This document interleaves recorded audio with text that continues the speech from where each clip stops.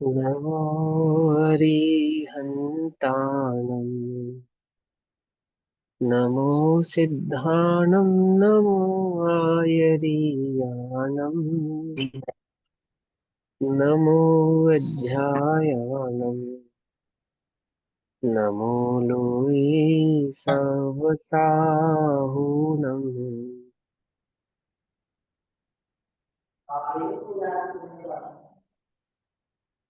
ओंकारं बिन्दुसंयुक्तं नित्यनिर्मायं दिव्यं कामदं मोक्षदं चैव ओंकाराय नमो नमः।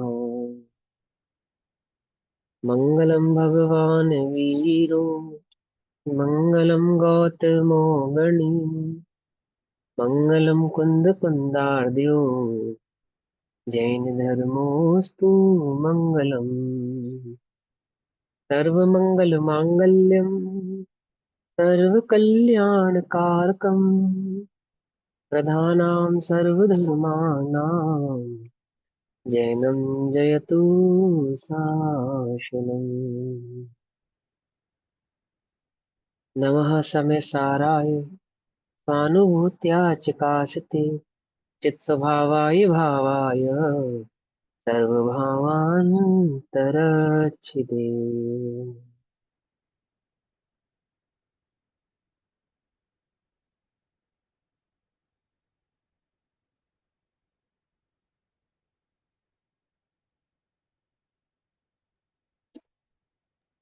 हमारी दोपहर कालीन कक्षा का विषय चल रहा है इति समय सारची ग्रंथ। इति समय सारची का स्वाध्याय हम सभी आचार्य अम्बेडचंद्र देव द्वारा रचित आत्मख्याति टीका के माध्यम से कर रहे हैं। आत्मख्याति टीका में बंद अधिकार पेज नंबर 409, गाथा नंबर 276, 277, 276, 277, पेज नंबर 409। हेतुवाद रूप का मतलब क्या है?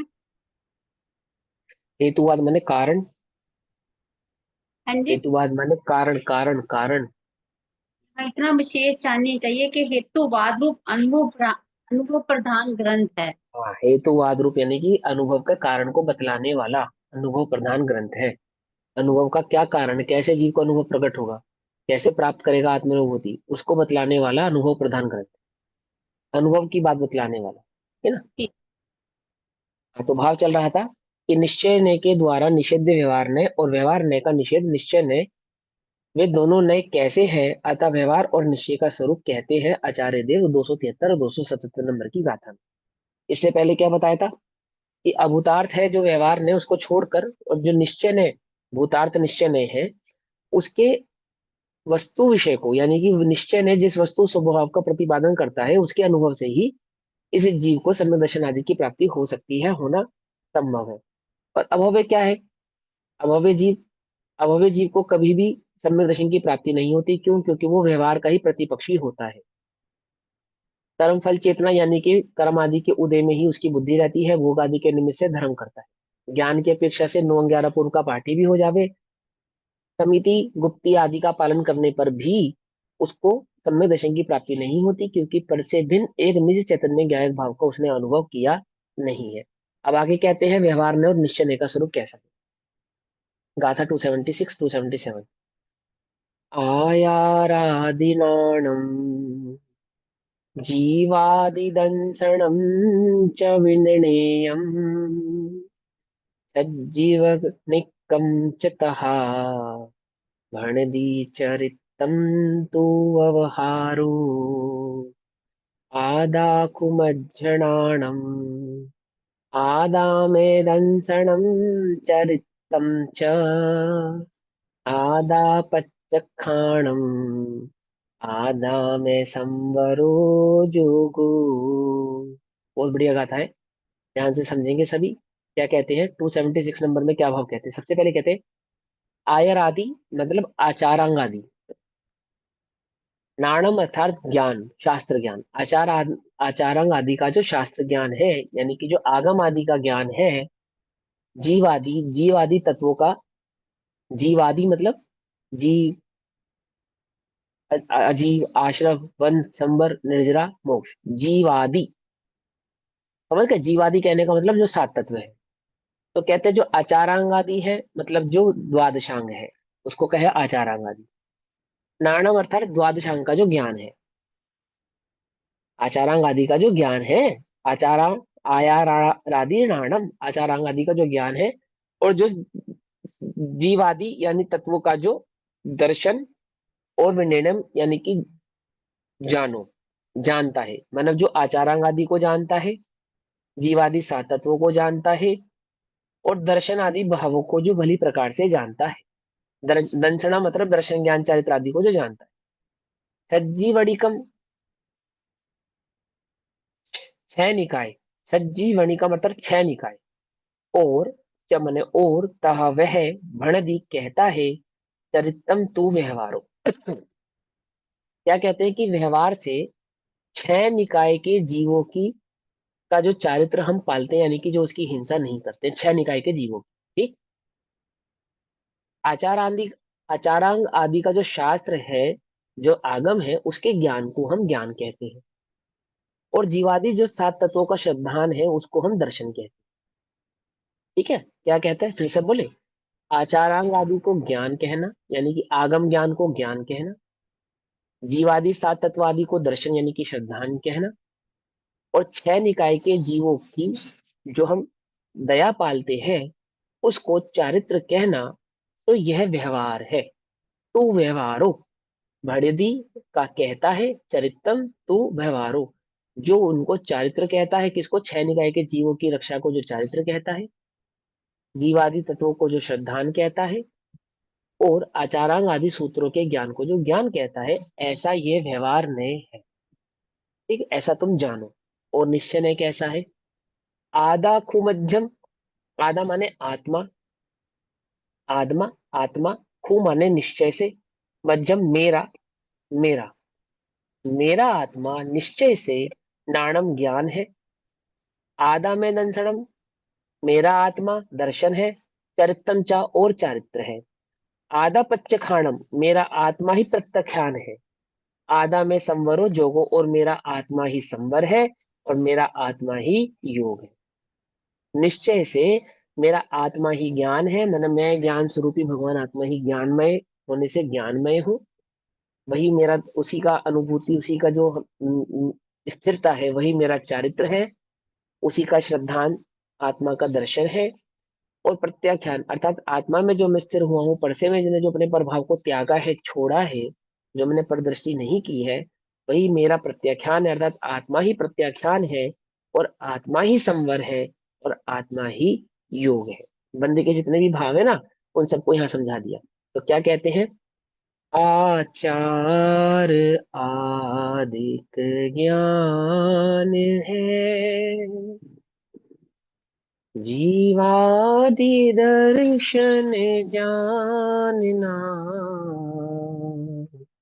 दर्शन माने श्रद्धान। षट जीव का ये चरित्र है, यह कथन नए व्यवहार का। षट काय के जीवों की रक्षा करो, करनी चाहिए नहीं करनी चाहिए? कि हाँ, करनी चाहिए, बिल्कुल करनी चाहिए। पर छह काय के जीवों की रक्षा कैसे की जा सकती है? आचारांग आदि का ज्ञान करो, यहाँ स्वाध्याय करो। परंतु वास्तव में स्वाध्याय किसको, स्वाध्याय आदि ज्ञान को कैसे प्राप्त किया जा सकता है? और जीवादि तत्वों का श्रद्धान करो। तो वास्तव में जीवादि तत्वों का श्रद्धान करना है। परंतु जीवादि तत्वों के श्रद्धान से, जीवादि तत्वों के श्रद्धान से इस जीव को श्रद्धा कैसे प्रकट होती है? तो कहते हैं कि जीवादि तत्वों का श्रद्धान कहना, आचारांग आदि को ज्ञान कहना, और षट काय जीव के निकाय के जीवों की रक्षा को चारित्र कहना, ये व्यवहार न्याय का कथन है। जबकि निश्चय कहता है कि मुझ आत्मनिश्चय ज्ञान है, मुझ माने मेरा, मुझ आत्मनिश्चय ज्ञान है, मुझे आत्म दर्शन चारित है, मुझ आत्म प्रत्याख्यान अरु, मुझ आत्म संवर योग है। ठीक। ये मेरा आत्मा ही संवर है, मेरा आत्मा ही योग है। आचारांग आदि शास्त्र ज्ञान है, जीवादि तत्व दर्शन जानना चाहिए, तथा षड जीव निकायम छह जीव निकाय चारित्र है, ऐसा तो व्यवहार नहीं कहता है। निश्चय से खलु अर्थात निश्चय से खु, ममात्मा मेरा आत्मा ही ज्ञान है, मेरा आत्मा ही दर्शन और चारित्र है, मेरा आत्मा ही प्रत्याख्यान है, और मेरा आत्मा ही संवर और योग है अर्थात समाधि और ध्यान है। ठीक। भैया 6 काय में कौन प्रत्याख्यान से जीव आएंगे? 5 काय तो एक 50 काय, इंद्रिय अब काय, 22 काय वाले हो गए। छठवां और कौन सा था? त्रसादी, बाकी त्रसादी सारे, अच्छा। बाकी त्रसादी सारे छह काय हो गए ना, पांच ठीक काय है। वो और त्रसादी सारे एक काय में डाली, है ठीक ना। है। आचारांग आदि, आचारांग आदि शब्द श्रुत ज्ञान है। आचारांग आदि शब्द श्रुत ज्ञान है, समझे बात, शब्द श्रुत ज्ञान है नहीं कि वो जो आचारांग आदि है, शब्द श्रुत कहा उसको, शब्द श्रुत किस लिए कह रहे हैं कि लिखना पढ़ना बोलना श्रवण आदि करे करते हैं अपेक्षा, क्योंकि वह ज्ञान का आश्रय है। शब्द श्रुत का आश्रय अर्थात सुन के ग्रहण किया जाता है, समझ के किया जाता है, इंद्रियों से जाना पहचाना जाता है ना। जिसको जो इंद्रियों से जानने में है ना, उसको शब्द श्रुत कहा। वह श्रुत जो इंद्रिय आदि के माध्यम से जाना जाए समझा जाए, भगवान के द्वारा दिव्य ध्वनि खिरी, गणधर आदि ने श्रवण किया और फिर उसको गुथित किया, और फिर वो श्रवण के माध्यम से ही प्रतिपादित हुआ। जीवादि नौ पदार्थ दर्शन है, अर्थात जीवादि पदार्थों का श्रद्धान करना सो श्रद्धान है, क्योंकि वे नौ पदार्थ दर्शन के आश्रय और छह जीव निकाय चारित्र है। क्योंकि दर्शन का आश्रय क्या है, वो नौ पदार्थों का जो श्रद्धान हम करेंगे, छह सात तत्वों का, जो सात तत्व क्या है ना, नौ पदार्थ क्या है ना, एक ही बात, उनका जो हम श्रद्धान करेंगे, है ना, उसके श्रद्धान को यहाँ पर श्रद्धा कहा। और छह जीव निकाय को चारित्र का, यानी कि उनकी रक्षा या उनकी दया पालने को यहाँ पे चारित्र। जो 28 मूल गुण आदि होते हैं या पंच महाव्रत आदि होते हैं, पांच समिति तीन मुक्ति, किस लिए पाली जाती है कि पर जीवों का घात ना होवे, इसके लिए पाली जाती है, स्वयं को संयमित रखने के लिए पाली जाती है। यह समिति पूर्वक गमन करते हैं तो पर जीव की हिंसा न होवे इसके लिए करते हैं, है ना, आदि आदि। क्योंकि वह छह निकाय चारित्र का आश्रय है, यानी वो जीवों की रक्षा क्या है, वह चारित्र का आश्रय है, यानी वो चारित्र को प्रकट करने वाला भाव है। इस प्रकार में व्यवहार है। और शुद्ध आत्मा ज्ञान है, जो आत्मा चैतन्य स्वभाव आत्मा है, ज्ञान स्वभावी होने से वही ज्ञान है, क्योंकि वह शुद्ध आत्मा ज्ञान का आश्रय है। अर्थात आत्मा का आश्रय, आत्मा के अनुभव, वो अपने निज चैतन्य ज्ञायक भाव में ही प्रकट होने वाला है। क्योंकि वह आत्मा ज्ञान है, क्योंकि वह शुद्ध आत्मा ज्ञान का आश्रय है। ज्ञान का आश्रय मतलब उस आत्मा के आश्रय से ही ज्ञान आदि की प्राप्ति होती है, सम्यक ज्ञान। शुद्ध आत्मा दर्शन है, अर्थात आत्मा के श्रद्धान से ही दर्शन आदि प्रकट होता है, क्योंकि वह दर्शन का आश्रय है। और शुद्ध आत्मा चारित्र है, क्योंकि वह चारित्र का आश्रय अर्थात आत्मा में ही स्थिरता होने पर चारित्र आदि भाव प्रकट होता है। इस प्रकार निश्चय है, इस इनमें व्यवहार ने प्रतिषेध्य अर्थात निषेध्य है। निषेध्य है अर्थात उसमें पर का कोई भाव नहीं है। इस आत्मा के अनुभव में, आत्मा की स्थिरता में और आत्मा के ज्ञान में पर की कोई अपेक्षा नहीं है, पर का कुछ लक्ष्य नहीं है, पर कुछ हमें चाहिए ही नहीं, उसमें पर की कोई आप पे भाव ही नहीं है। इसलिए उसको वहां पे कहा निषेध्य है, क्योंकि उपयोग पर में होगा तो आत्मा में नहीं होगा, सीधी सीधी सी बात है ना। केवलियों का उपयोग भी स्व में है, पर में नहीं है,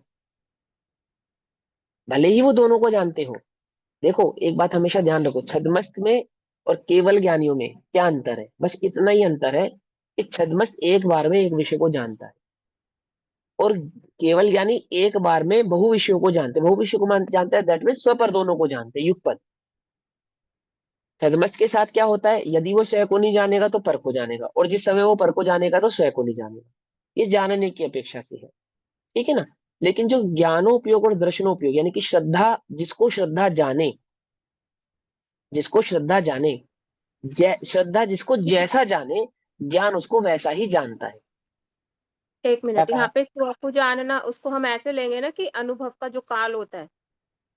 हाँ, स्व को जानना यानी अनुभव का काल, सदमस्त का स्वयं को जानना यानी अनुभव, अनुभव की बात है। दर्शन का ठीक है समय। ना। हाँ हाँ हाँ।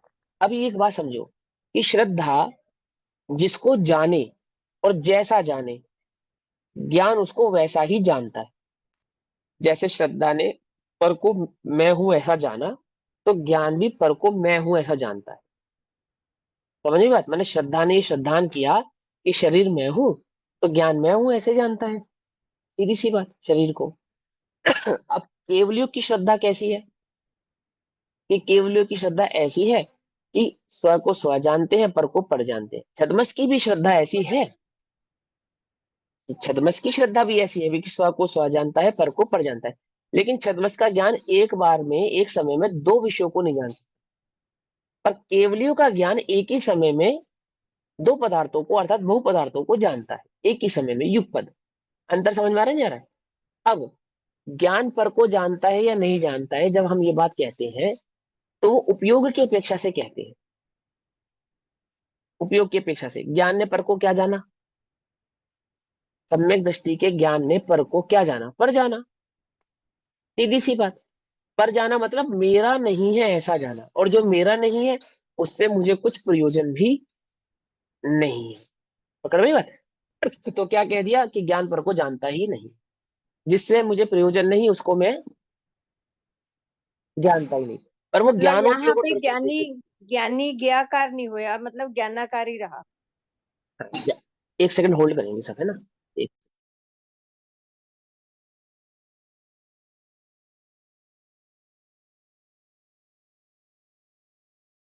यहाँ में मतलब तो व्यवहार ने भी व्यवहार, व्यवहार निषेध्य है। व्यवहार निषेध्य है हाँ, मतलब क्या, निषेध्य मतलब इस स्वानुभूति जब जीव करता है, तो चैतन्य ज्ञायक व्यवहार भाव का जब अनुभव करता है और स्वयं में जब स्थिर होता है, तब पर की कोई अपेक्षा नहीं होती।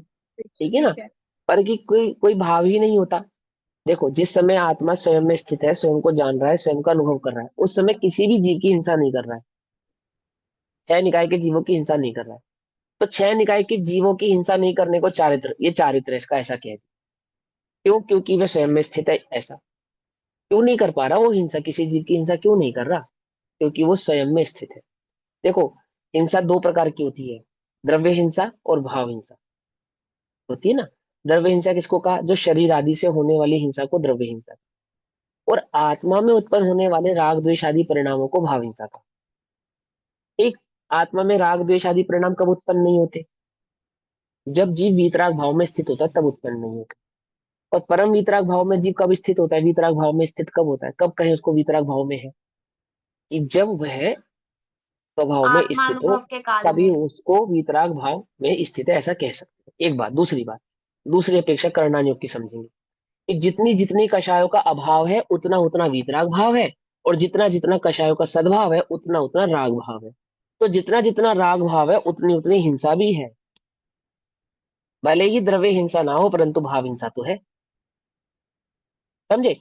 और हमें उसको चारित्रवान यानी कि अहिंसक कहना है, तो सिर्फ द्रव्य हिंसा की त्याग से, मात्र द्रव्य हिंसा की अहिंसक भाव को पालने से, तो वो अहिंसक बनेगा नहीं। भाव हिंसा का भी त्याग होना अनिवार्य है। और भाव हिंसा कैसे त्याग का भाव कैसे होता हाँ, है? में स्थित होकर। कि वो निश्चयात्मक, निश्चयात्मक। जिसको भाव हिंसा नहीं है, उसको द्रव्य हिंसा नहीं ही है। परंतु जिसके द्रव्य हिंसा नहीं है, उसके भाव हिंसा हो भी सकती है, नहीं भी हो सकती है। दोनों बातें हैं ना। पकड़ में ही बात, नहीं पकड़ में? द्रव्य लिंगी का भावलिंगी होना हो भी सकता है और नहीं भी हो सकता। लेकिन जो भावलिंगी होते हैं, वो तो नियम से द्रव्यलिंगी होते ही होते हैं। नियम है ना। व्यवहार जहां निश्चय होगा, वहां व्यवहार पूरक में नियम से होगा ही होगा, परंतु जहां मात्र व्यवहार की दृष्टि होगी, वहां निश्चय नहीं होगा। तो जब ऐसा ठीक है। कहते हैं कि जो आत्मा में स्थित नहीं है वो हिंसा कर ही रहा है, तो कर इसका ही रहा है, यही भाव भाव हिंसा होने मांगेंगे, से। कुछ ना कुछ तो बिल्कुल उसको करेक्ट है। भाव चल ही रहा होगा क्योंकि आत्मा को नहीं जान हिंसक रहा। है वो, हिंसक है वो। उसको पहले गुण स्थान वाला कैसे कहा? अभी रात को गुण स्थानों की चर्चा में उसको कैसे कह दिया कि वो पहले गुण स्थान वाला है? अभी पिछले का क्या कहा? अभव्य को क्या कहा? व्रत समिति आदि को पालन करता हुआ भी, और आचारांग आदि सूत्रों का ज्ञान रखने वाला भी, 9 11 पूर्व को पाठी भी, अज्ञानी है, मिथ्या दृष्टि है। कहा नहीं कहा? उसको चारित्र नहीं है, अचारित्र है, ऐसा कहा। तो क्यों, कौन से चारित्र की बात आप कर रहे हो? हम द्रव्य चारित्र की लीनता, बात नहीं कर रहे हैं। हम लीनता, द्रव्य लीनता। ज्ञान की बात नहीं कर रहे। हाँ, यहाँ कह रहे हैं भाव चारित्र की। और भाव चारित्र कैसे प्रकट होता है? आत्मा में उत्पन्न होने वाले राग द्वेष आदि परिणामों के अभाव पूर्वक ही प्रकट हो सकता है, उसका दूसरा कोई उपाय नहीं। और आत्मा में उत्पन्न होने वाले राग द्वेष आदि परिणाम यानी कि मोह आदि परिणामों का अभाव कब होता है? कि जब स्वयं मैं ही आत्मा हूँ, मैं ही ज्ञान हूँ, मैं ही दर्शन हूँ, मैं ही चारित्र हूँ, मैं ही प्रत्याख्यान हूँ, मैं ही भाव योग हूँ, और मैं ही योग हूँ, और मैं ही संवर हूँ, मैं ही संवर हूँ। ऐसे भाव को जब जीव प्रकट होता है, स्थित होता है, ऐसे एक ज्ञायक भाव में स्थित होता है, तभी ये निश्चयात्मक भाव संवर योग आदि अहिंसात्मक ज्ञान दर्शन चरित्र को प्रकट होता है। तो क्या कहते हैं? व्यवहार ने प्रतिषेध्य अर्थात निषेध्य है। निषेध्य है मतलब वर्तने, निषेध्य है का मतलब यह सीधा सीधा सा मतलब है कि जो निश्चय में स्थित है उसकी व्यवहार पर दृष्टि नहीं है। व्यवहार वहां पर है परंतु उसकी दृष्टि व्यवहार पर नहीं है, क्योंकि आश्रय आचारांग करने आदि को। योग्य नहीं है, होता हाँ है पर आश्रय, आश्रय करने योग्य नहीं है। भाई वो होता है जब दृष्टि अपने पे है तो पर का आश्रय क्यों करेगा? हाँ है हाँ। ना, पर का आश्रय क्यों करेगा? जब दृष्टि अपना आश्रय ले लिया ना उसने, जिसने स्व का आश्रय ले लिया, वो पर का आश्रय क्यों करेगा? वहां पर है निषेध्य का अर्थ यहाँ पे, निषेध्य का हाँ अर्थ बस आश्रय निषेध करने योग्य नहीं। योग्य नहीं है, आश्रय करने योग्य नहीं है। बस इसका ऐसा बिल्कुल ठीक है, मतलब ऐसा कह सकते हैं, लेकिन हम ऐसा ना कहे कर कि आश्रय करने योग्य नहीं है। ऐसा समझे कि एक ज्ञायक भाव ही अनुभव करने योग्य है, दृष्टि करने योग्य है, और वो व्यवहार ने का जो निषेध किया जा रहा है, उसको निषेध कहने का तात्पर्य सिर्फ इतना है, सिर्फ यह बात समझाना है कि उसकी दृष्टि करने पर तो अनुभव प्रकट होगा नहीं। उसकी दृष्टि करने पर, किसकी? व्यवहार की दृष्टि करने पर। जैसे हमने कल समझा कि हम इतना पढ़ते हैं, इतना स्वाध्याय करते हैं, तो हम तो ज्ञानी है या नहीं है या नहीं है? नहीं है। बोले समझ में आना चाहिए आपको। हाँ, हमने इतना व्रत तप त्याग जितना भी हमारे जीवन में है, तो कुछ तो व्रत किया है हमने, है। हमें हमें बात कुछ तो सब है। प्रकट होगा, कुछ तो प्राप्ति होगी हमें। तो कहते हैं कि भाई देखो जितना तुमने किया है शाबाश, परंतु, परंतु मतलब वह हाँ बिल्कुल। आश्रय करने योग्य नहीं। आश्रय करने योग्य का अर्थ उससे वस्तु स्वभाव प्रकट हो जाएगा ऐसा नहीं। वस्तु स्वभाव तो असम्यक दर्शन तो एक आत्मा का ही अनुभव, उसका ही आश्रय, उसकी ही दृष्टि करने में प्रकट होता है। आपने स्वाध्याय किया, उससे क्या समझ में आया आपको? स्वाध्याय करने पर क्या समझ में आया? कि एक आत्मा ही आश्रय करने योग्य है, तो करिए आपने उसका आश्रय, तो आपने स्वाध्याय भी नहीं किया। ऐसा कह रहे हैं वो, आपने आत्मा का आश्रय किया कि हाँ कर लिया, तो बस इसी का नाम स्वाध्याय है।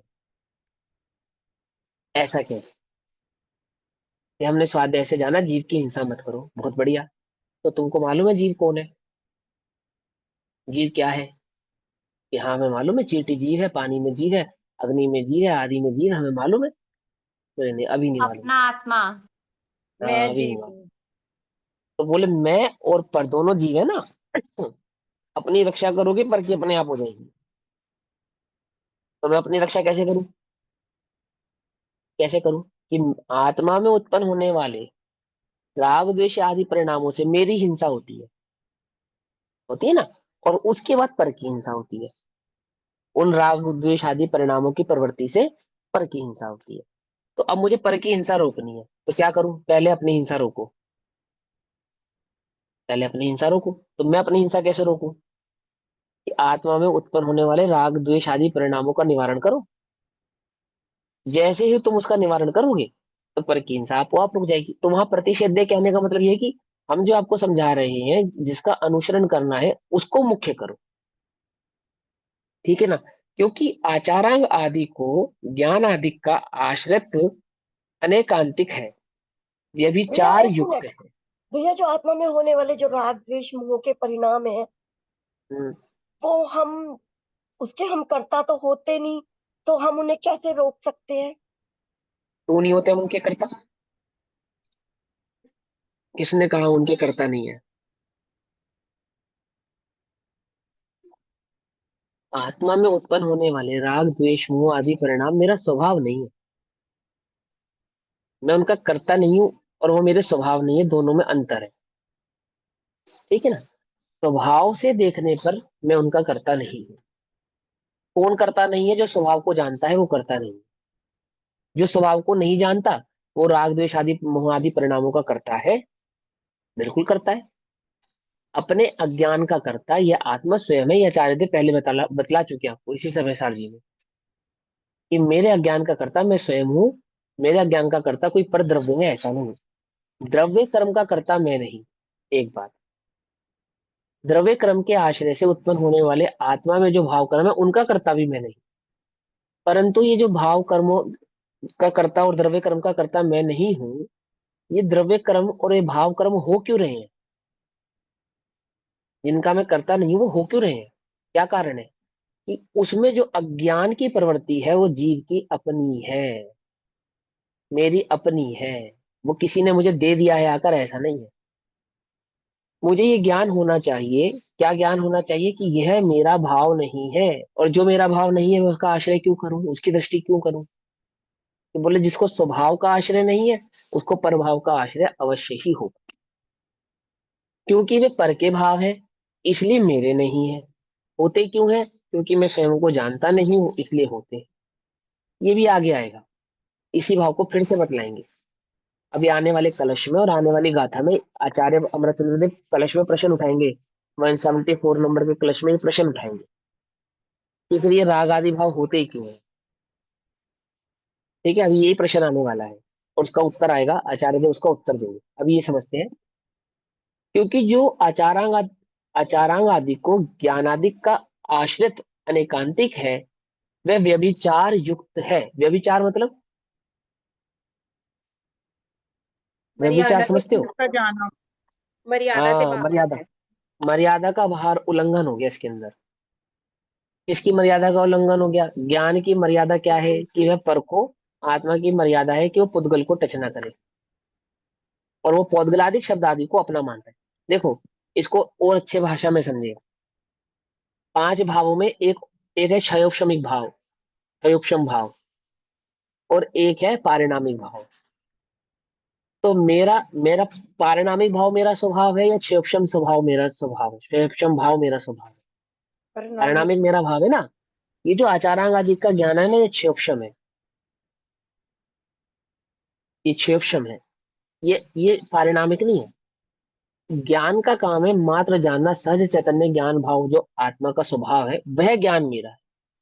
इसमें उत्पन्न होने वाला जो औदायिक और पारिणामिक भाव है वह मेरा स्वभाव भाव नहीं। तो इसलिए वो व्यभिचार युक्त है। तब शब्द सूत्रादि को ज्ञानादि का आश्रय स्वरूप मानने में व्यभिचार आता है, क्योंकि शब्द श्रुतादिक होने पर भी ज्ञानादि नहीं भी होते, है ना। जैसे अभी अब हमें को बतलाया कि उसको आचारांग आदि का ज्ञान होने पर भी, 9 अंगों का ज्ञान होने पर भी क्या नहीं होता? आत्म अनुभव नहीं होता। इसलिए वो व्यभिचार है, अतिव्याप्ति दोष है। अतिव्याप्ति समझ में बात?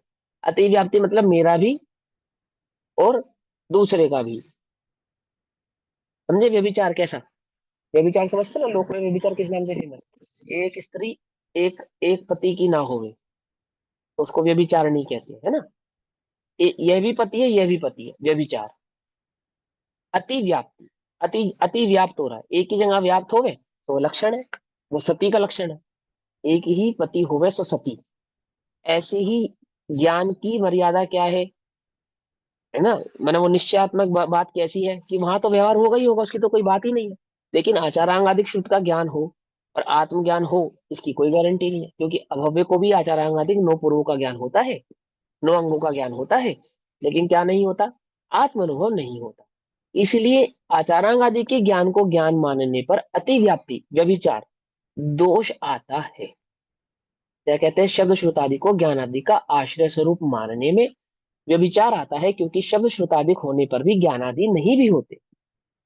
इसलिए व्यवहार ने प्रतिषेध्य है। प्रतिषेध्य है अर्थात अनुसरण करने योग्य नहीं है, और निश्चय ने व्यवहार ने का प्रतिषेधक है, क्योंकि शुद्ध आत्मा के ज्ञानादि का आश्रित एकांतिक है।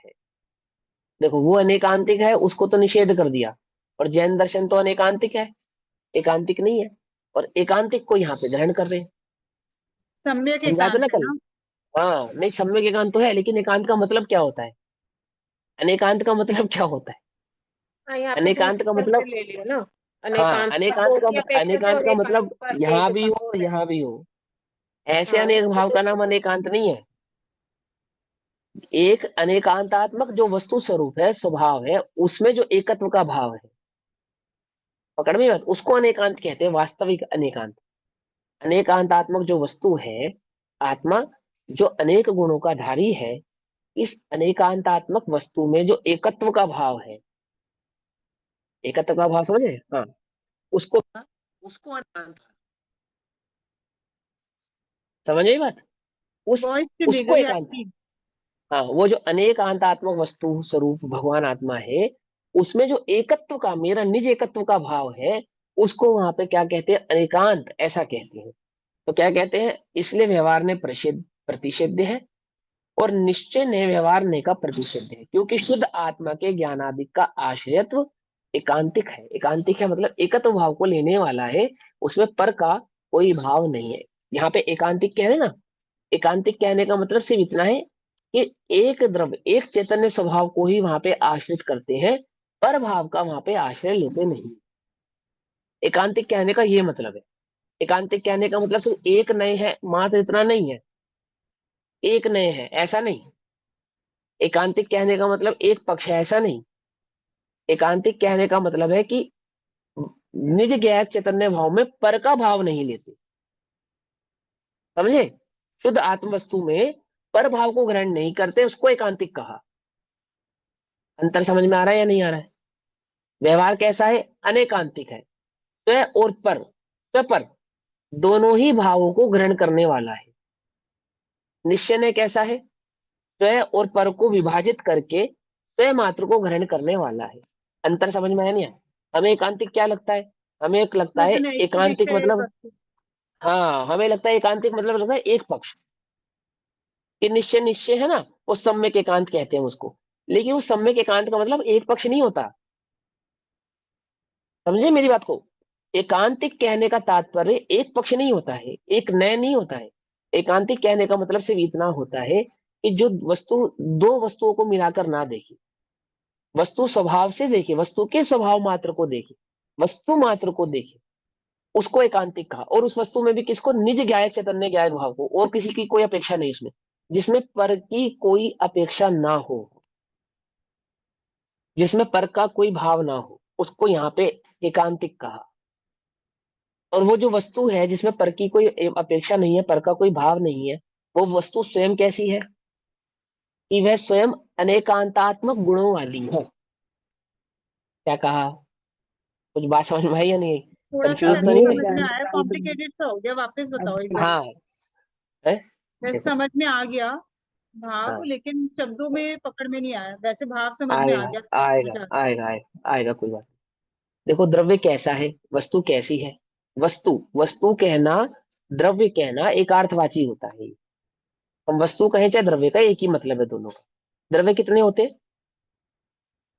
छह होते हैं। वस्तु कितनी होती है, छह होती है, सीधी बात है ना, क्योंकि वस्तु को ही द्रव्य कहते हैं। तो आत्मा द्रव्य है या आत्मा वस्तु है, ऐसा देखते हैं। तो आत्मा कैसा है, द्रव्य कैसा है, अनेकांतात्मक है। अनेकांतात्मक मतलब अनेक गुणात्मक, अनेक गुण वाला और अनेक धर्म वाला। जब वस्तु को अनेक गुणात्मक और अनेक धर्मात्मक, ऐसे दोनों ही भावों को एक साथ कहना हो, तो कहते हैं अनेकांतात्मक।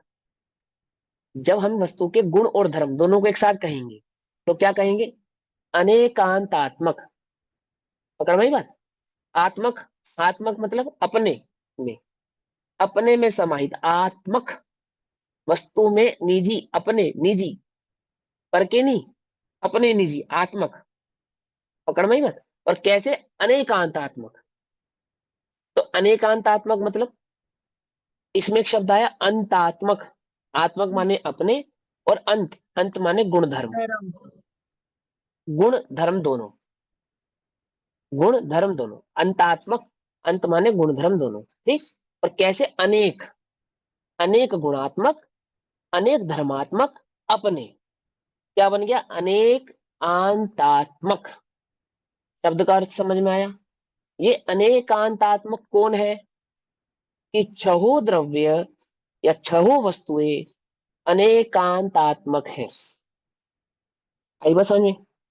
अब हम उस वस्तु का जब प्रतिपादन करेंगे, अनेकांतात्मक वस्तु का जब प्रतिपादन होगा, तो वह प्रतिपादन अनेकांतवाद कहलाएगा। समझ में? वाद माने कहना। क्या कहना? वो जो अनेक अंत है ना, गुणधर्म, वो कहना। तो किसके कह रहे हो? कि जिस वस्तु के बारे में कह रहे हैं, उस वस्तु के कह रहे हैं। जैसे हम पुद्गल के कहेंगे, तो पुद्गल के गुणधर्म का बताएंगे, वो भी अनेकांतात्मक कहलाएगा। जब हम जीव के कहेंगे, तो जीव के गुणधर्म कहेंगे, वो भी अनेकांतात्मक कहलाएगा। ऐसे ही धर्म, अधर्म, आकाश और काल के सेपरेट सेपरेट कहेंगे, सेपरेट सेपरेट कहने पर भी वो अनेकांतात्मक कहलाएगा। क्लियर हो गई बात? कोई कंफ्यूजन नहीं है ना?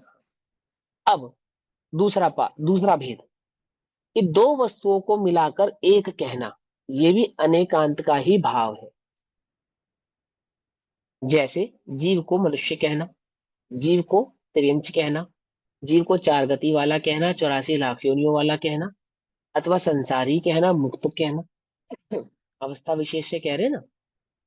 तो जीव को कर्मों से बंधने वाला, सुख दुख भोगने वाला, 4 गति 84 लाख योनि में प्रतिभ्रमण करने वाला, आदि आदि वाला जो हम कहते हैं, ये क्या है? बोले ये भी अनेकांतात्मक भाव।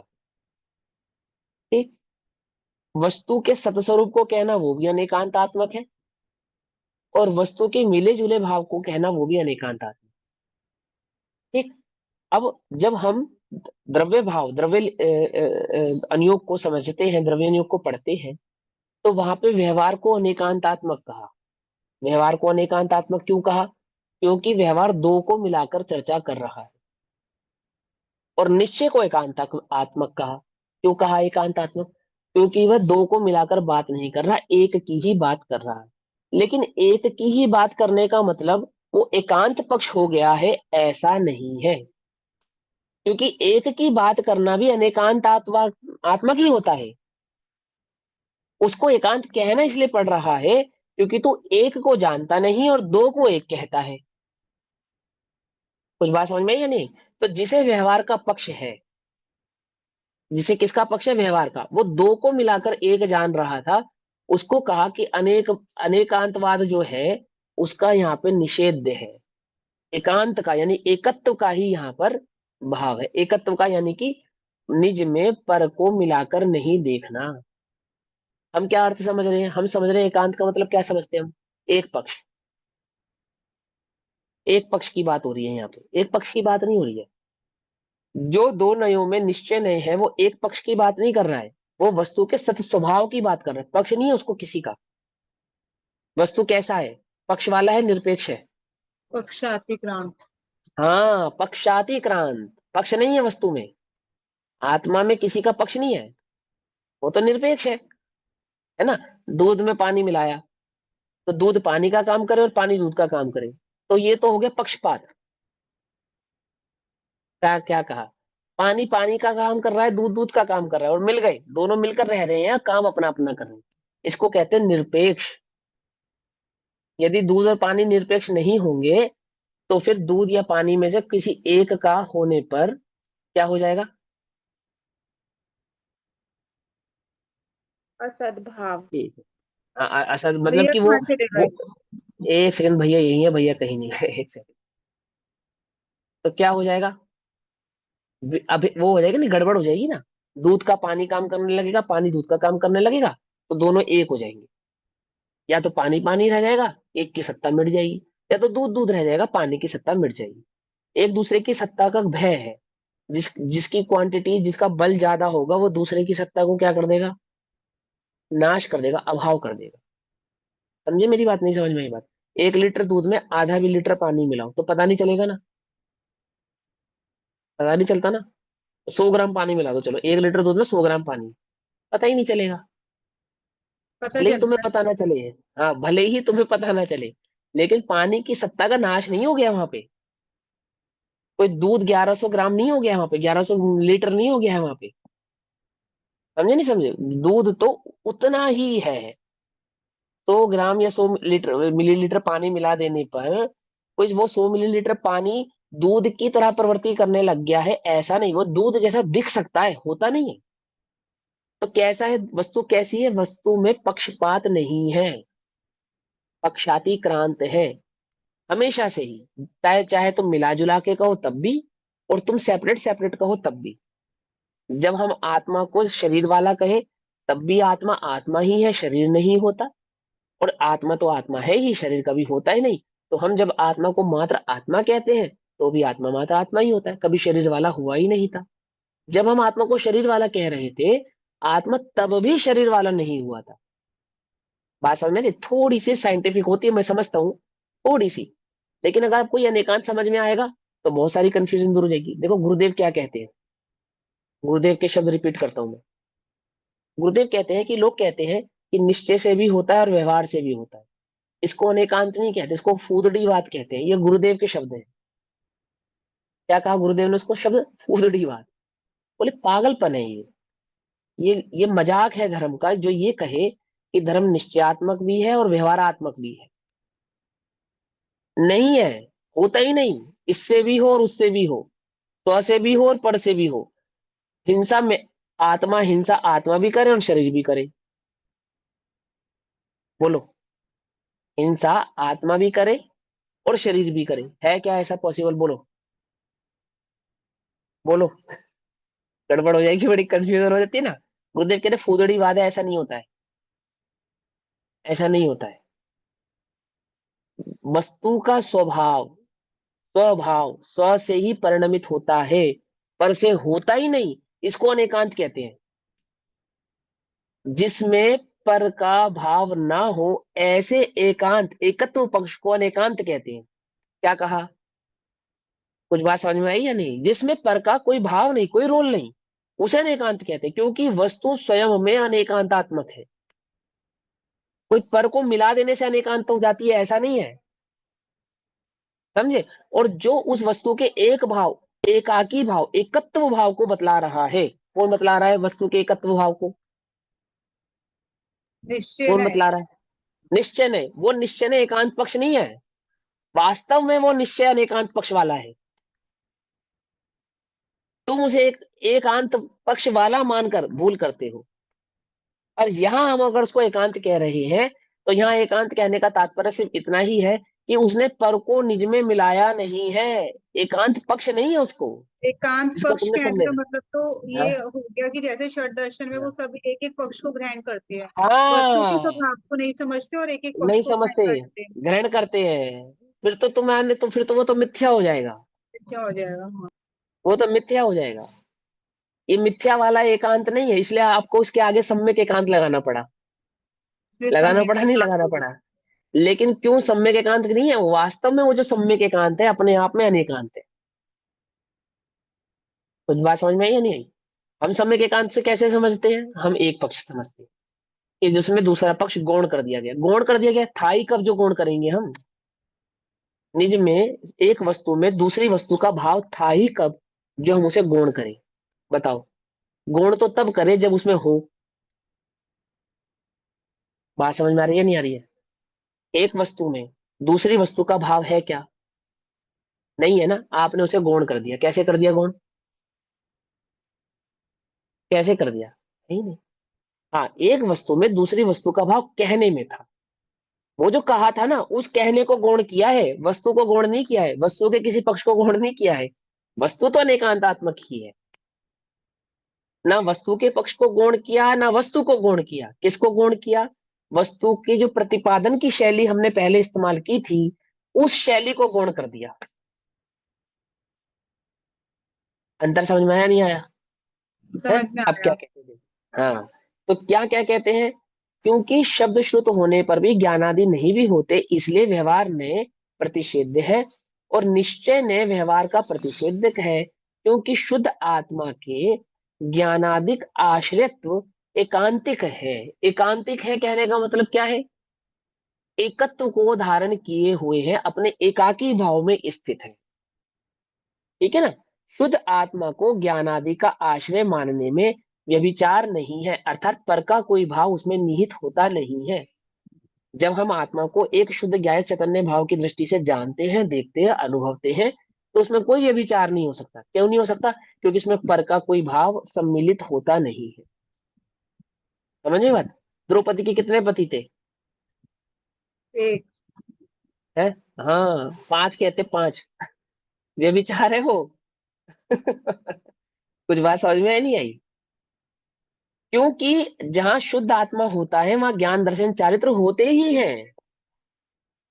होते ही हैं। कौन से होते हैं? निश्चय होते हैं, व्यवहार होते हैं? बोलो।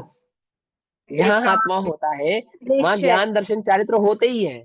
तो निश्चय होते हैं, व्यवहार तो होते हैं। है कि विषय वस्तु, विषय रूप वस्तु, मतलब अरे मेरा प्रश्न ना सीधा सीधा, निश्चय निश्चय ना होते हैं या व्यवहार, व्यवहार?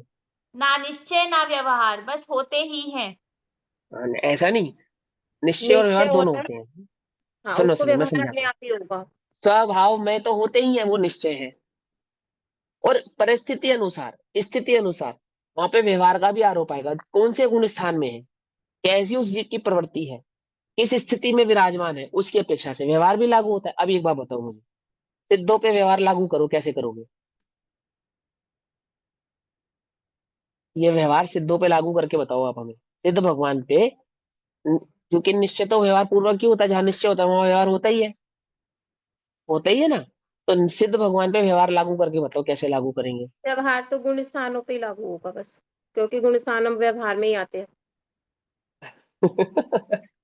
अरे मतलब जिसके सही है, जो गुण सही है, गलत सामने नहीं। है। आप गलत कह रहे हो, आप गलत नहीं कह रहे हो, आप सही कह रहे हो। आप गलत नहीं कह रहे हो, आप सही कह रहे हो, घबराओ नहीं। लेकिन पहले मुझे आपका कहने का मतलब है कि सिद्ध भगवान पे व्यवहार लागू होगा ही नहीं, यही कहने का होगा, मतलब है ना? नहीं होगा, होगा। होगा, होगा। क्या होगा बताओ फिर, क्या कहेंगे? सिद्ध भगवान का व्यवहार क्या कहलाएगा? समझा है नहीं ना? पाऊंगी, बस होगा। अब मैं दोनों समझा अपने देता आप हूँ, कोई बात से नहीं। है, नहीं। अब मैं आपको दोनों बातें बता देता हूँ। जैसे नेहा दीदी ने पहले कहा वो भी सही था, गीता दीदी ने कहा वो भी सही था, अब मैं जो बता रहा हूँ वो भी समझेंगे। देखो देखो, सीधी सीधी बात। सबसे पहली बात तो वस्तु में निश्चय व्यवहार होते ही नहीं। वस्तु तो वस्तु है, ठीक है ना? सिद्ध भगवान जिस चैतन्य ज्ञायक भाव है उसमें क्या निश्चय और क्या व्यवहार? वस्तु तो जैसी है वैसी, वो तो बस वो ही है। उसके प्रतिपादन में ही तो निश्चय और व्यवहार है। अब हम सिद्ध भगवान का जब प्रतिपादन करेंगे, स्वाभाविक भावों का जब प्रतिपादन करेंगे, तो निश्चय है। और सिद्ध भगवान को जब हम सिद्ध अपेक्षा से कि वो सिद्ध शिला पे विराजमान है ना, और दोनों इस को अवस्था जानते में हैं। विराजमान है और इस प्रकार से त्रियग सिद्ध है, और क्या नाम है, खड्गासन वाले सिद्ध, पद्मासन वाले सिद्ध, आदि आदि, ये सब भाव कहेंगे, ये व्यवहार है व्यवहार बस। होगा। अवस्था पे सिद्ध भगवान व्यवहार लगाएंगे। व्यवहार लगा देंगे उस पे, लेकिन सिद्ध भगवान स्वयं में तो ना निश्चय वाले हैं ना हाँ व्यवहार वाले हाँ, हैं, ना उनमें तो निश्चय व्यवहार व्यवहार वाले लागू हैं। नहीं होंगे। उनके प्रतिपादन करेंगे, जब हम उनका प्रतिपादन करेंगे, उनके बारे में बतलाएंगे, उनके उनको उनको जैसे हम डिस्क्राइब चीनी को करेंगे। लगाते हैं। हाँ, उस डिस्क्रिप्शन पे निश्चय व्यवहार लगता है, बस सीधी सी बात है। ये याद रखो ना कि निश्चय व्यवहार तो डिस्क्रिप्शन पे लगता है, वस्तु पे लगता ही नहीं। हम आधा उत्तर क्यों देते हैं? क्योंकि हम पूरी बात नहीं जानते। निश्चय व्यवहार वस्तु पे नहीं लगता, वस्तु के प्रतिपादन पे लगता है, ये बात याद रहेगी। तो 1000 बार पूछ लें तुमसे निश्चय व्यवहार, कभी गड़बड़ ही नहीं करोगे कि भैया निश्चय व्यवहार प्रतिपादन के नाम है, वस्तु मतलब में निश्चय किसी को व्यवहार लगते बताने रहेंगे। का तरीका जब हम कैसे देखेंगे तो वो व्यवहार लग जाएगा। वो और व्यवहार हो जाएगा निश्चय से तो बस। निश्चय रूप वो है ही है वस्तु। वो वस्तु जैसी है मतलब वो जब हम वैसी है। बोलेंगे सिद्ध भगवान के बारे में, तो वस्तु पर हाँ। तो सिद्ध भगवान पर निश्चय व्यवहार नहीं लागू होंगे, और निश्चय जब से हम वो उनके को दर्शन ज्ञान जानते हैं, चारित्र आत्मा गुण को आदि की जानते हैं। बात करेंगे, जब हम उनके दर्शन ज्ञान गुण चारित्र आदि शुद्ध स्वाभाविक चैतन्य भाव की बात करेंगे, उसको निश्चय नहीं कहेंगे। निश्चय हम्म, नहीं कहेंगे, है नहीं। भी नहीं है। और जब हम उनको तनुवात विलय में विराजमान है, सिद्ध भगवान कहाँ विराजमान है? तनुवात विलय। तनुवात विलय में, या अपने चैतन्य गायक भाव में। बाहर से तो तनुवात निश्चय विलय से आएगा। चैतन्य ज्ञायक भाव में और व्यवहार से और व्यवहार से तनुवात विलय में। तनुवात विलय में, जैसे ऐसे। हम भी कहते हैं हम स्व चतुष्टय समझे में ना? रहते हैं, ऐसे सिद्ध हाँ, भगवान भी स्व समझे ना? चतुष्टय में रहते हैं। तो सृष्टि में रहते हैं। वस्तु को अभी इस समय ये आत्मा शरीर में मिला है या नहीं मिला? नहीं मिला। दोनों नहीं समझ मिला। आ गए। भी है। दोनों हाँ, से मिलता, आएगा। मिल ही नहीं सकता। कैसे मिलेगा बताओ? निश्चय से नहीं, पर इस पे फिर है ना? निश्चय व्यवहार कैसे लगाएंगे? निश्चय अब से तो हम नहीं मिला। अब अब हम इसका प्रतिपादन करेंगे कि हाँ, स्वभाव से देखने पर नहीं मिला नहीं और मिला, और विभाव व्यवहार देखने से पर मिला देखने हुआ पर है, मिला ऐसा है। कहते हैं। हाँ। लेकिन वो कैसा है वास्तव में? कैसा है? क्या वास्तव में मिला हुआ है? वास्तव में तो मिला हुआ हो ही नहीं सकता। एक द्रव्य दूसरे द्रव्य में कैसे मिलेगा बोलो? दूध पानी में कैसे मिलेगा बोलो? मिल सकता है? मिलना मतलब उस रूप हो जाना, समझे? अब वो एकांतिक भाव को पकड़ता है, दैट मीन्स वस्तु के सत स्वभाव की बात करता है, मिलाकर बात नहीं करता, ऐसे मिलाकर बात नहीं करता। तो क्या कहते हैं? शुद्ध आत्मा को ज्ञान आदि का आश्रय मानने में व्यभिचार नहीं है। नहीं है। क्यों नहीं है? क्योंकि जहां शुद्ध आत्मा होता है वहां ज्ञान दर्शन चारित्र होते ही है। यही बात हेतु पूर्वक समझाई जाती है, हेतुओं से समझाई जाती है। अब ये पूरा पढ़ लेते, फिर बाकी हम कल पढ़ेंगे मंडे। आचारांग आदि शब्द शुद्ध एकांत से ज्ञान का आश्रय नहीं। एकांत से ज्ञान का आश्रय नहीं है मतलब स्वभाव से आश्रय नहीं। जब हम एकत्व से देखेंगे, समझेंगे, जानेंगे, है ना, तो वह उसका आश्रय नहीं है। क्योंकि उसके अर्थात शब्द शुद्ध के सद्भाव में भी अभव्य को शुद्ध आत्मा के अभाव के कारण ज्ञान का अभाव है। ठीक है, अभव्य को शुद्ध का ज्ञान तो है, परंतु शुद्ध ज्ञान से जो आत्मा का अनुभव होना चाहिए उसका अभाव। तो क्या लिखा? सद्भाव में, किसके? शुद्ध ज्ञान के सद्भाव में भी अभव्य को शुद्ध आत्मा के अभाव के कारण ज्ञान का अभाव, यानी कि शुद्ध चैतन्य ज्ञान ज्ञायक भाव की अनुभूति होने के कारण हम उन्हें ज्ञानी नहीं कह सकते। ज्ञान तो उन्हें सच्चे शास्त्रों का ही है। सच्चे शास्त्रों का ज्ञान होने पर भी हम उन्हें ज्ञानी नहीं कह सकते।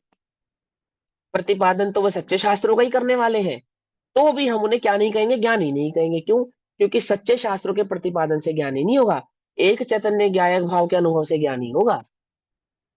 ठीक।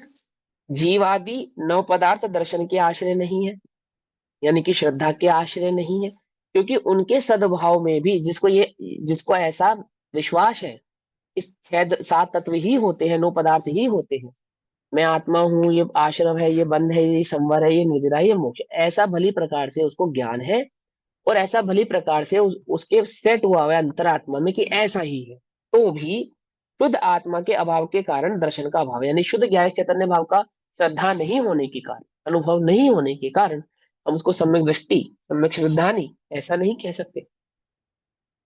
नहीं कह सकते। अभी मैं ध्यान में बैठ गया, मैं आत्मा हूं, मैं आत्मा हूं, मैं आत्मा हूं, और कोई आके मेरे सीने में खंजर घोप दे और मैं उफ भी ना करूं, ये शरीर तो अजर शरीर तो मरता है और आत्मा अजर अमर है, मैं तो एक आत्मा हूँ। बोलो कितने कट मर गए इस चक्कर में, महाभारत के युद्ध में। श्री कृष्ण कह रहे हैं भैया आत्मा तो अजर अमर है, शरीर है ये तो नश्वर ही है, आज नहीं तो कल मरने वाला है, मर जान दो, आज नहीं तो कल नहीं सो आज। मेरी बात समझ रहे हैं? और इस अवधारणा से जगत में कितने जीव ऐसे हैं जो मरने का भय नहीं रखते। ठीक। भोग आदि विषय आदि वस्तु का भी त्याग कर देते हैं, मैं तो आत्मा, मैं तो एक आत्मा। ठीक। ऐसा होने पर भी यदि आत्मानुभूति नहीं है, श्रद्धांत तो हो सकता है ऐसा, द्रव्यलिंगी को है ना, किसके आश्रय पे वो बैठा है, खाल उतार देने पर भी नमक लगा दिया जाए तो उफ ना करे, किसके आश्रय पर? इसी आश्रय पर कि देह में नहीं हूं, मैं आत्मा हूं। पर ऐसा होने पर भी आत्मा की अनुभूति नहीं है उसे। बोलो, ऐसा श्रद्धान होने पर भी कि मैं शरीर नहीं आत्मा हूं और आत्मानुभूति नहीं है, तो क्या हम उसको सम्यक श्रद्धानी कहेंगे? तो कहते हैं हम उसको श्रद्धानी नहीं कह सकते। ये कह रहे हैं यहाँ पे, क्या कहते हैं? अभाव है। छह जीव निकाय चरित्र के आश्रय नहीं, क्योंकि उनके सद्भाव में भी अभव्य को शुद्ध आत्मा के अभाव के कारण चारित्र का अभाव है। चारित्र किसे कहते हैं? आत्मलीनता को। 28 मूल गुण आदि, 5 समिति, 3 गुप्ती आदि का पालन करें, निर्दोष एक जीव की हिंसा न करे, तो भी क्या हम उसको चारित्र वाला कह सकते हैं यदि उसे आत्मानुभूति नहीं है? बोले आत्मलीनता के अभाव में तो हम उसे चारित्र वाला नहीं कह सकते। इसलिए व्यवहार में पाले गए ये दर्शन ज्ञान चारित्र के सब भेद व्यभिचार है, क्योंकि ये सम्यक दृष्टि को तो होते हैं, इसमें तो कोई दो राय नहीं है, परंतु ये मिथ्या दृष्टि के भी होते हैं। कुछ बात समझ में आई नहीं? सम्यक दृष्टि के साथ होते हैं, ठीक है, कोई बात, परंतु ये मिथ्या दृष्टि के भी होते हैं। इसमें क्या दम है? समझ में? शुद्ध आत्मा ही ज्ञान का आश्रय है, क्योंकि आचारांग आदि शब्द शुद्ध के सद्भाव से या असद्भाव में उसके शुद्ध आत्मा के सद्भाव से ही ज्ञान का सद्भाव है। किसी को शास्त्रों का थोड़ा ज्ञान हो, कम ज्ञान हो, त्रियंच आदि को कितना ज्ञान होता है शास्त्र आदि का? उन्हें क्या कहा जाता है? ज्ञानी कहा जाता है। नारकियों को क्या कहा जाता है? सम्यक दर्शन के साथ ज्ञानी कहा जाता है। कहते नहीं कहते? क्यों कहते हैं? और पता है देवों को, मिथ्या दृष्टि देवों को कितना ज्ञान होता है, उन्हें क्या वो कहते भी हैं? अज्ञानी अज्ञानी। अज्ञानी नाम पाते हैं, तो भी अज्ञानी नाम पाते हैं। ठीक। शुद्ध आत्मा ही दर्शन का आश्रय है, क्योंकि जीवादि नव पदार्थों के सद्भाव में या असद्भाव में उनके शुद्ध आत्मा के सद्भाव से ही दर्शन का सद्भाव है। अर्थात जिसको आत्मा की अनुभूति है, पंडित टोडरमल जी ने कहा कि त्रियंचों को जीव धर्म अधर्म, जीव पुद्गल धर्म अधर्म आकाश काल और जीव जीव आश्रम बन संबंध निर्जरा मोक्ष ऐसे शब्दों का ज्ञान नहीं है। वो ऐसे नहीं पहचानते कि ये शरीर है और मैं आत्मा हूं। ऐसा होने पर भी भाव भाषण होने के कारण वे सम्यक श्रद्धानी है। स्व को पर से भिन्न तो जानते ही हैं, आत्मानुभूति के कारण वे सब क्या कहलाते हैं? सम्यक श्रद्धानी कहलाते हैं। अब उन्हें ये तो नहीं मालूम इसको जीव कहते हैं, इसको पुद्गल कहते हैं, इसको आश्रम, धर्म का ये स्वरूप है, अधर्म इसे कहते हैं, ऐसे नहीं मालूम उन्हें। धर्म द्रव्य क्या है, अधर्म द्रव्य क्या है, नहीं मालूम। आश्रम बन संबंध निर्जरा मोक्ष क्या है, ऐसे शब्द नहीं जानते, और उन शब्दों के ज्ञान भी उनको नहीं है। ठीक है ना। लेकिन एक चैतन्य ज्ञान भाव की अनुभूति होने के कारण क्या है वे? क्या है वे? सम्यक श्रद्धानी है। ज्ञानी है। हमें बड़ा श्रद्धा है, ज्ञानी है, सम्यक श्रद्धानी है। सद्भाव है, आत्मा शुद्ध आत्मा ही चारित्र का आश्रय है, क्योंकि 6 जीव निकाय के सद्भाव में या असद्भाव में उसके शुद्ध आत्मा के सद्भाव से ही चारित्र का सद्भाव है। चाहे असद्भाव हो चारित्र का, व्यवहार चारित्र का, और चाहे व्यवहार चारित्र का सद्भाव हो, जैसे चौथे गुण स्थान में क्या है? जीव हिंसा आदि की प्रवृत्ति करता हुआ भी चारित्र वाला है। पहले गुण स्थान में हिंसा आदि की प्रवृत्ति नहीं करने वाला भी अचारित्र वाला, क्योंकि वास्तव में चारित्र तो आत्मा की लीनता का नाम है। आत्म स्वभाव को जानना, श्रद्धान करना, और एक कषाय चुकड़ी का भाव, इन कषायों का भाव आदि के नाम का ही वहां पे सद्भाव होने को चारित्र का भावार्थ।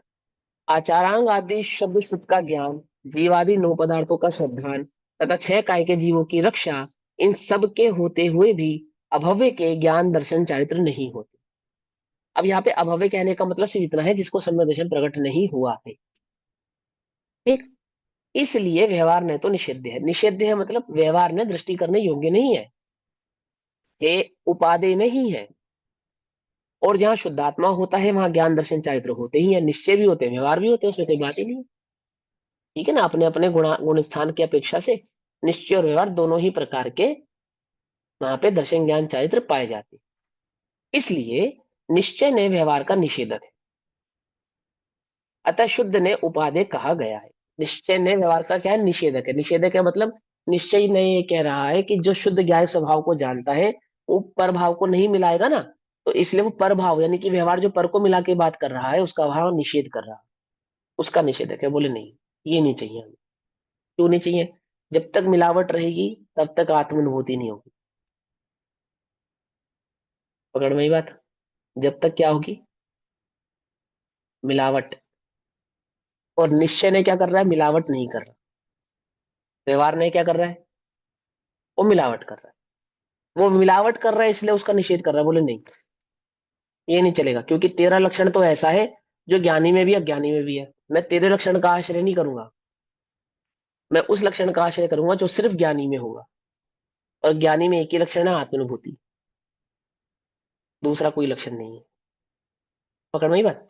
ऐसा शुद्ध ने का उपादेय कहा गया है। अब आगामी कथन का सूचक काव्य कहते हैं। तो अभी समय हुआ, कलश नंबर 174 हम कल पढ़ेंगे मंडे को। तब तक के लिए सभी को जय जिनेन्द्र। ओम नमः भैया शिवाय। भैया जो हमने कल गुणस्थान पढ़ा था उसमें जब ये जीव गैरवे गुणस्थान से गिरता है तो वो किस वजह से गिरता है? मतलब पुरुषार्थ की कमी की वजह से, काश है या आयुष है, मतलब क्या? कुछ पंडित नहीं है। टोटोमल जी ने उसका आंसर दिया है, आ जाएगा वो। अच्छा। ठीक है, आज वाली कक्षा में आएगा। ठीक। कर्मों के उदय की वजह से या पुरुषार्थ की कमी की वजह से? अब मतलब कहेंगे तो दोनों ही कारण ऐसे ही, लेकिन नहीं, वास्तव में ना। पुरुषार्थ की कमी बोलेंगे ना हम। देखो सुनो, वो तो योग्यता, अब वो क्या कमी है? 11वें गुण स्थान में चला गया, क्या पुरुषार्थ की कमी है? ऐसा ही हाँ, ये उसकी जीव की योग्यता है बस। कि मतलब एक समय का कर्म का उदय आया और ये जीव हाँ, का जो परिणाम जो भैया उपयोग था उसमें चला गया, तो उस अगर समय उसको पुरुषार्थ की कमी पुरुषार्थ की कहेंगे, कमी हुई ना। तो फिर हम ये भी मानना पड़ेगा कि पुरुषार्थ से वो आगे बढ़ जाएगा, जबकि जीव का उसमें कुछ चलता नहीं है एक्चुअल में। पांचों समवाय लगेंगे ना यहाँ पे भी तो भैया।